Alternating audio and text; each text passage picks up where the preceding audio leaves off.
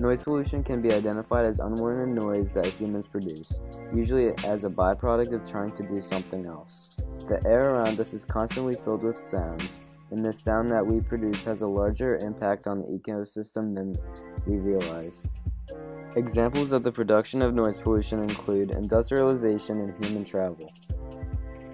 Most of the industries use big machines which are capable of producing large amounts of noise. Apart from that, various equipments like compressors, generators, exhaust fans, grinding mills also participate in producing big noise.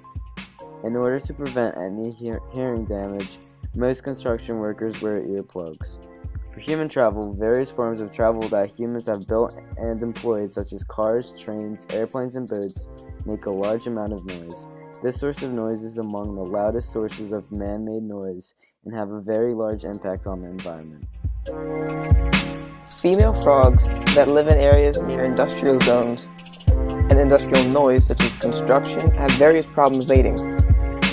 Frogs communicate with each other based on the sounds and croaks they make. And frogs mate based on the noise that the male makes the female. Much like how in fireflies they make mating signals based on the light that the male makes to the females. The frogs mate based on the croaks that the male makes for the females. It is a mating call.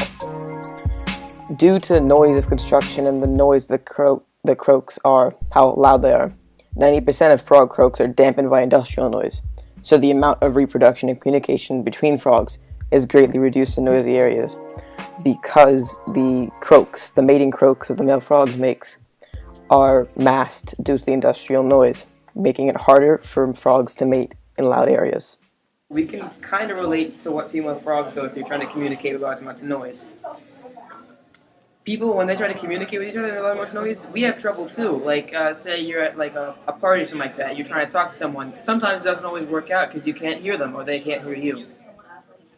Female frogs go through the same sort of thing every time they try to communicate in large amounts of noise. It's bad for them because they can't understand each other and they can't hear each other. We can relate to that. Oh, hey Curtis. What? Curtis, I said hi. Hey, you want me to go away? No, hey. Oh man, no, that's offensive. I don't like you anymore, Karthik.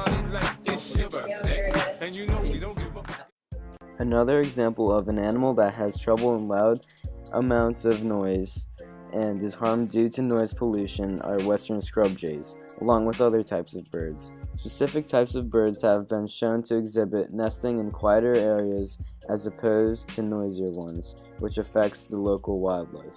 Birds play a pivotal role in the wild of spreading tree seeds and helping the growth of trees.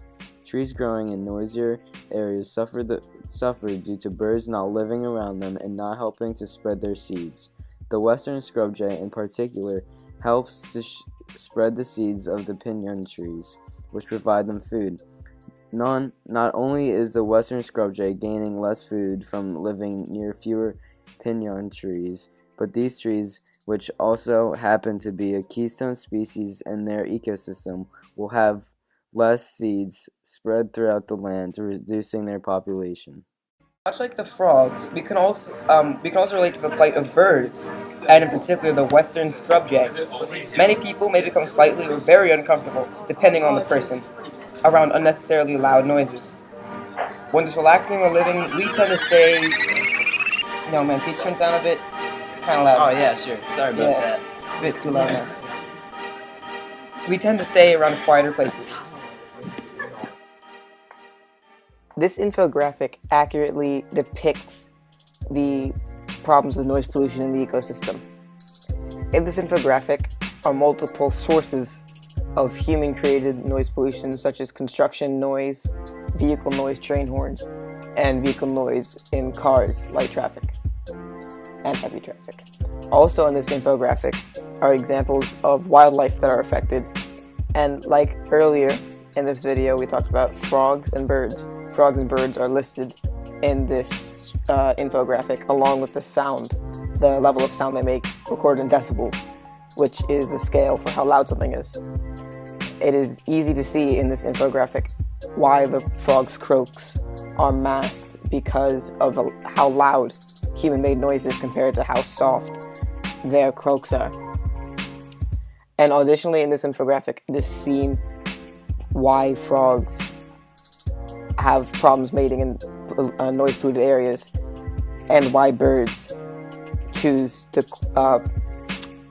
quiet area to nest. They're 20% more likely to choose a quiet area to nest, affecting the wildlife around it. This infographic accurately depicts the problems with noise pollution and summarizes it very easily.